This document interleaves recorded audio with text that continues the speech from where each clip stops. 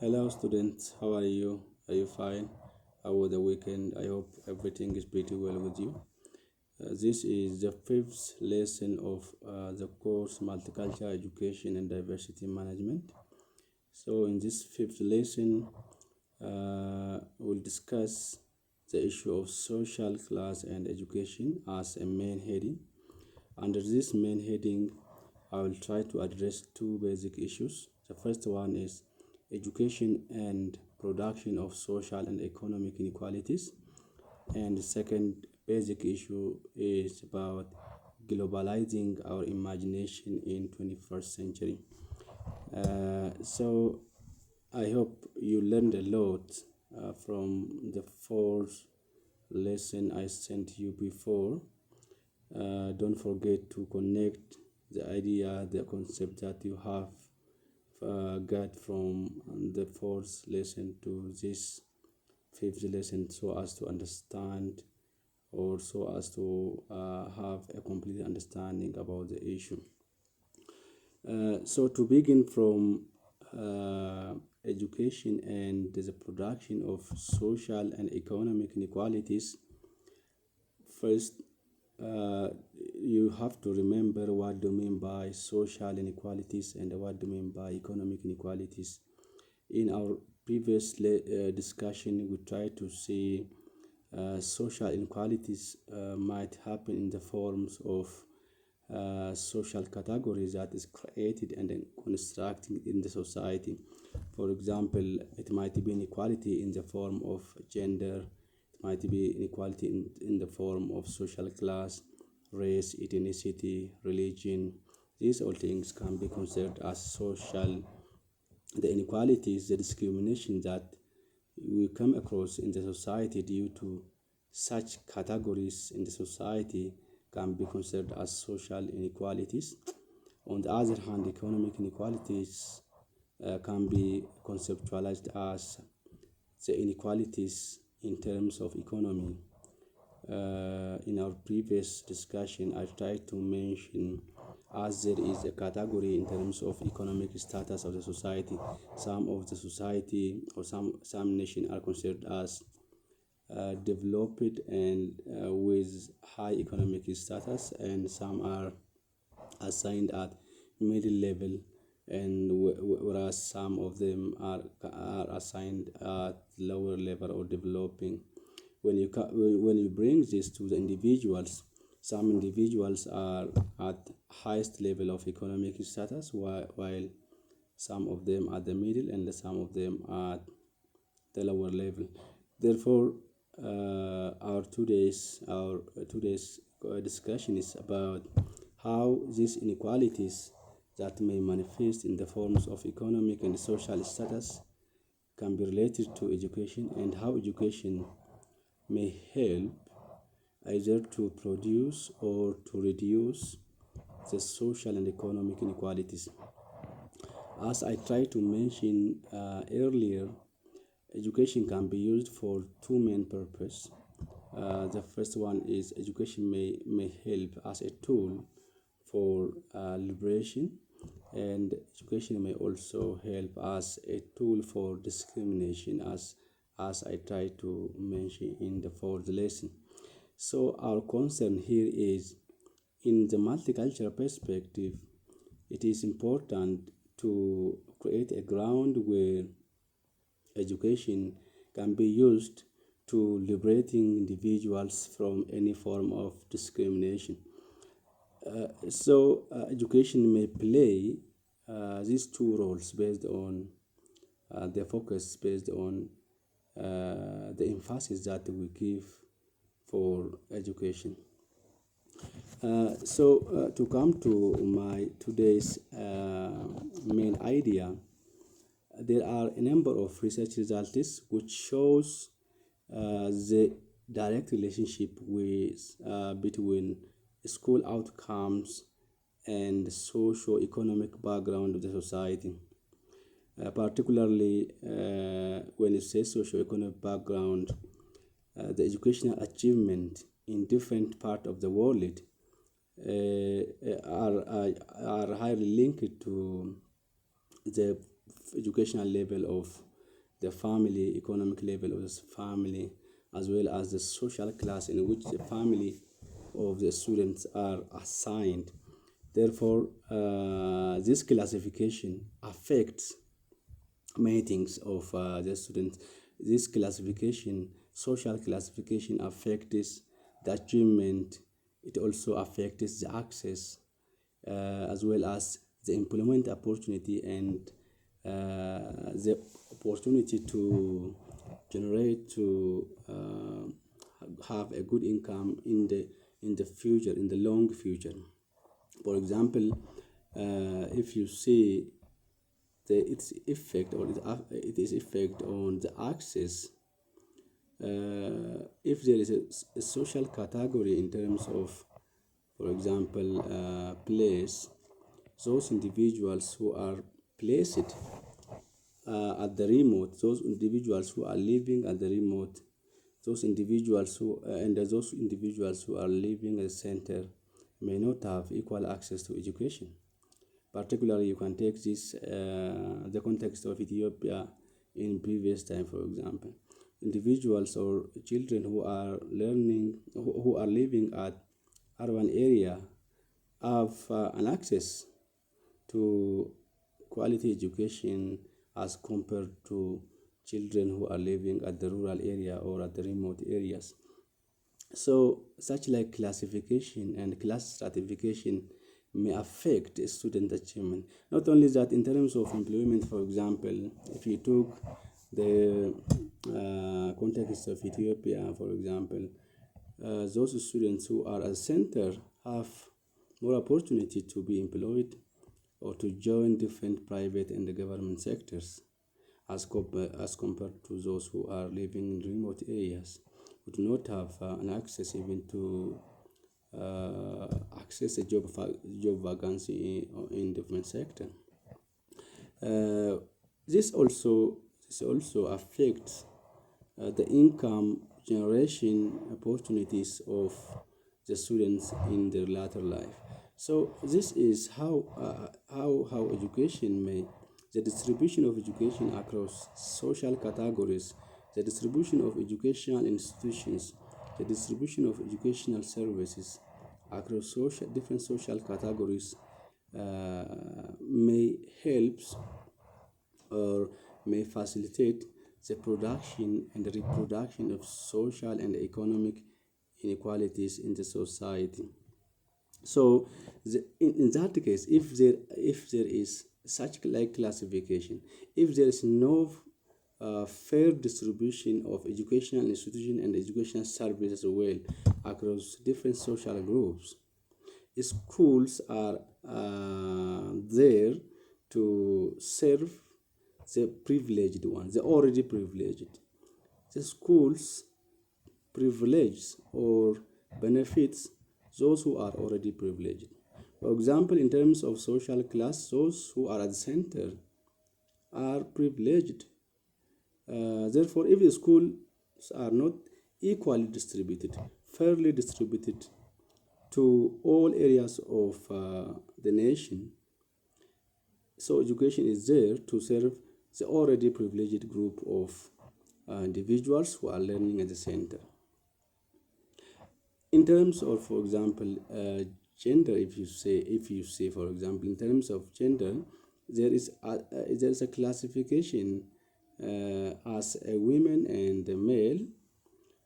Therefore, if education focus, if the education system of that particular nation do not give equal opportunity for both male and female, therefore, a school is there to serve the already privileged men, the already privileged dominant group, the already benefited group in the society, whether it is in terms of accessing service or whether it is in terms of benefiting from the service. So may education may produce these economic and social inequalities in two forms.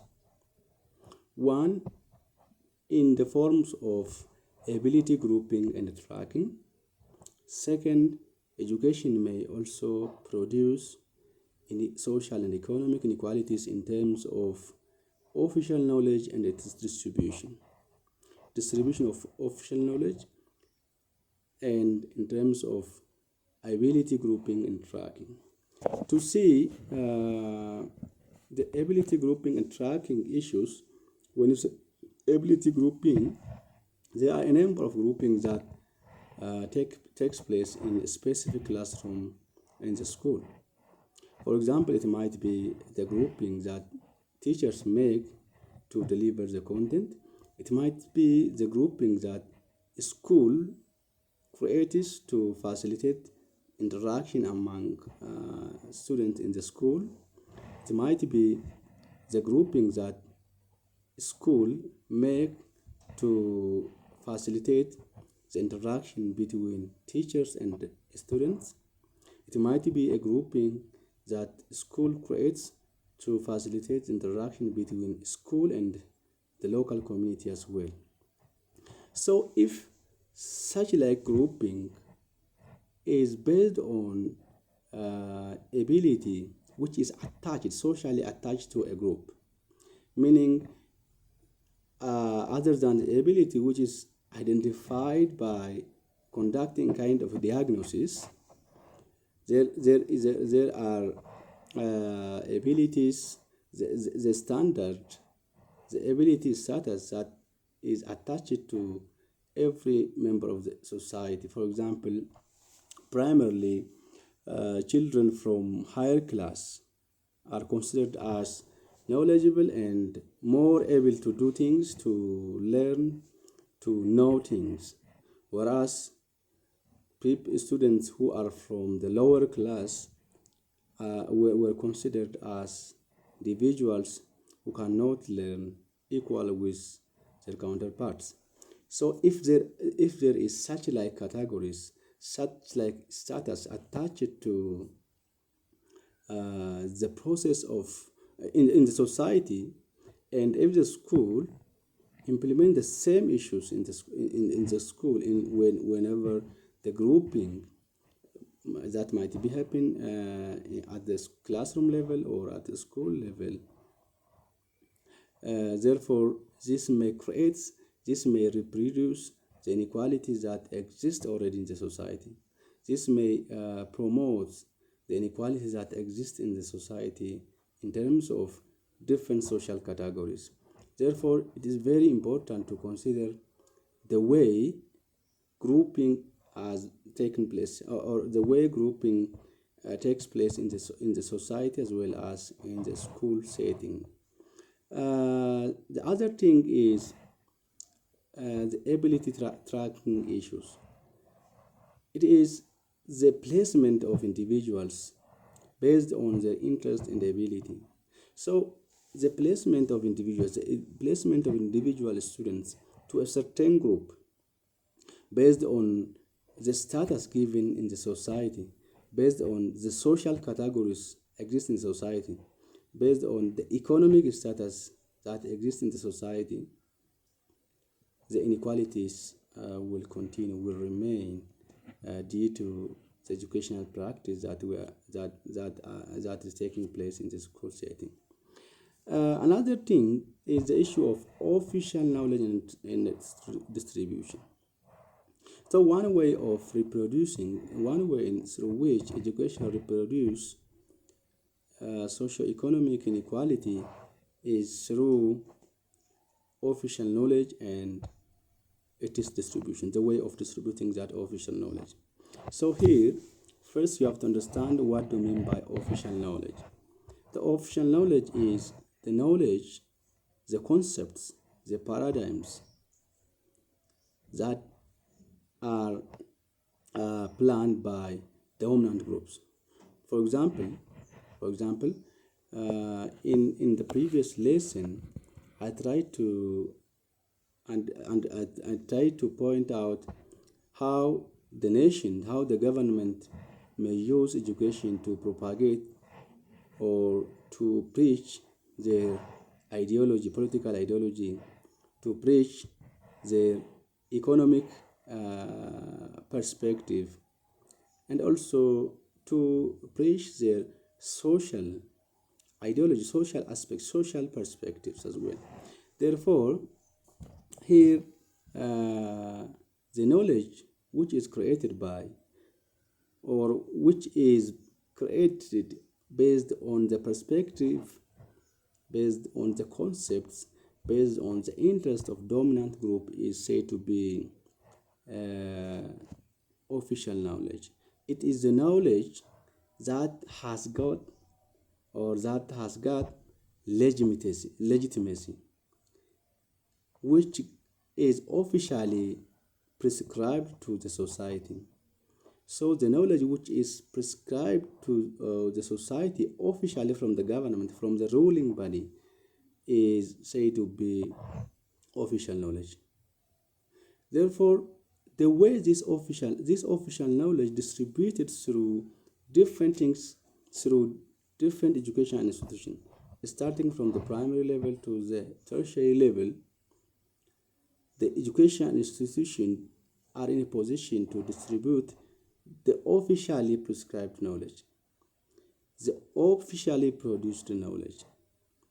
So, unless this official knowledge considers the difference, the social class, and the ideas, the concepts, the perspective of different social class, all education institutions, starting from primary level to tertiary level, are in a position to distribute the knowledge of dominant group, the knowledge of powerful, those who have a power to legitimate the knowledge. So in that case, education may produce the inequality. It maintains the dominance of ideas, perspectives, interests from the already privileged group. Therefore, such like way of distributing official knowledge may maintain or sustain the social and economic inequalities of the society. For example, this can be in terms of access, it can be in terms of quality, the distribution of educational resource, the distribution of education service should be in a way that consider different social groups in the society. For example, you can take the example, very, very simple example from the Ethiopian context, for example. It's obvious that students who are learning at the center have an access to quality teachers, an access to plenty of educational materials, an access to plenty of experienced expertise, and access to day-to-day support and monitoring system from those who have power as compared to their counterparts. So most probably, for example, if you take the context around you, novice teachers are sent to remote areas, whereas the more experienced teachers are brought to the center as a matter of the right of that individual as well. Therefore, such like things may maintain the difference in accessing the service, in accessing quality service among the different social groups. So if there are such like conditions in education setting, education may help to reproduce inequalities among the groups. So this is one of the basic issues that you have to understand under this subheading. Even you can take the condition of our today's tertiary institutions. Today's for example, the situation in tertiary institutions, the situation in universities may also reproduce inequalities. For example, if there is a kind of category made between different higher education institutions. For example, in Ethiopia, there is a new concept which is called differentiation of higher education institutions, universities, particularly public universities. Some universities are assigned in a position of knowledge universities. Some of them are applied, and some of them are comprehensive universities. So, if knowledge universities or innovation universities takes students or admit students on the based on the competition, for example, who will have the chance? Who will have the chance to join these knowledge universities? And who are likely to join comprehensive universities? It can be guessed. Therefore, such like activities may also uh, reproduce and maintain the social and economic inequalities. So the criteria in which students, no, is in which universities admit the students should be equal and should be the criteria which benefits all, regardless of the social and economic class in the society. So whether it is a lower level, a secondary level, or tertiary level, higher education, educational institution may reproduce inequalities in the forms of their services, and as well as in the forms of their policies and regulations. So this is the main concept behind the reproduction of socio-economic inequalities through education.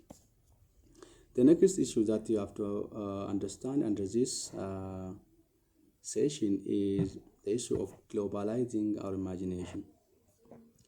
So, as a response to socio-economic inequalities that might be produced by education, it is important to globalize our imagination, particularly in today's or in the current 21st century. So when you say globalizing our imagination, we mean that you can define it in two ways. First, we mean that it is to broaden the range of our understanding about the issues, the range of our understanding about education and social structure.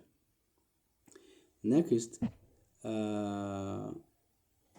globalizing our imagination is to take into account what is happening elsewhere beyond national boundary.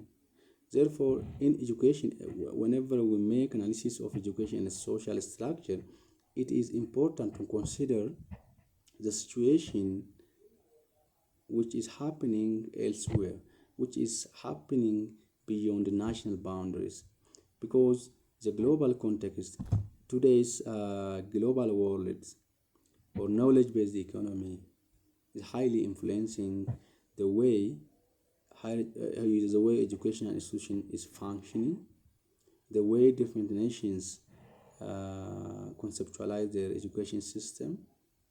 Therefore, unless there is an attempt to globalize the imagination, our thinking about education, our thinking about social structure, it is very impossible to benefit all members of the society. So this means that Our imagination should go beyond national boundary. Our imagination